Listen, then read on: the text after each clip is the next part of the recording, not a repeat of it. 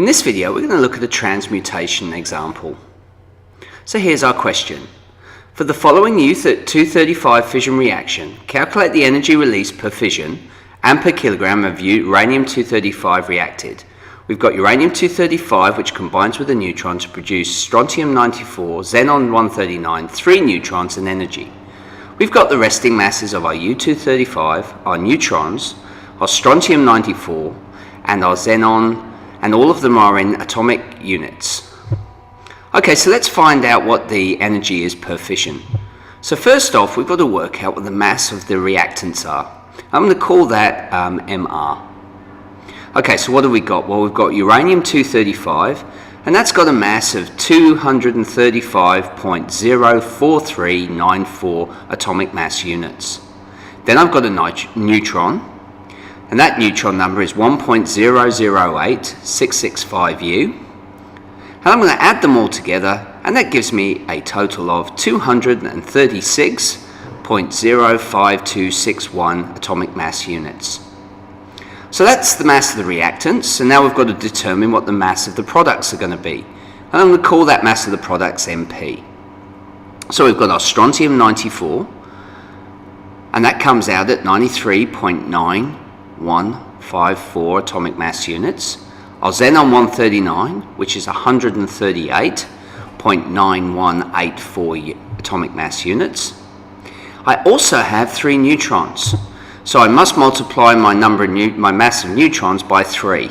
So it's 3 times 1.00866665 units. If I add these all together, what I get is a total of 235.58598 atomic mass units. Now we notice that MP is going to be less than Mr. So the mass defect will basically be calculated by Mr minus MP. Well, Mr is 236.05261 and MP is 235.8598.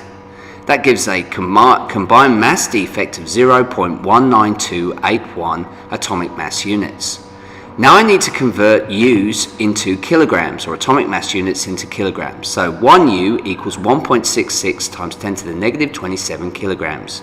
So if I multiply the mass defect of 0.19281 unit by 1.66 times 10 to the negative 27, I get a total of 3.2 times 10 to the negative 28 kilograms. Now I can use that in E equals mc squared, where E equals the energy, m is the mass defect, and c is the speed of light, which is 3 times 10 to the 8 meters per second. So I substitute in my mass defect from earlier, 3.2 times 10 to the negative 28, and then multiply it by 3 times 10 to the 8 squared. That gives me a total of 2.88 times 10 to the negative 11 joules. That's the energy per fission. So now let's look at part B. In part B, I've got to work out what the energy is per kilogram of uranium-235. So basically, all I'm going to do is I'm going to take the energy that I had and multiply it by the amount of energy for a whole kilogram. So I know that the mass of uranium-235 is 235.0494. I'm going to convert it into kilograms, multiplying by 1.66 times 10 to the negative 27. That gives me 3.9 times 10 to the negative 25.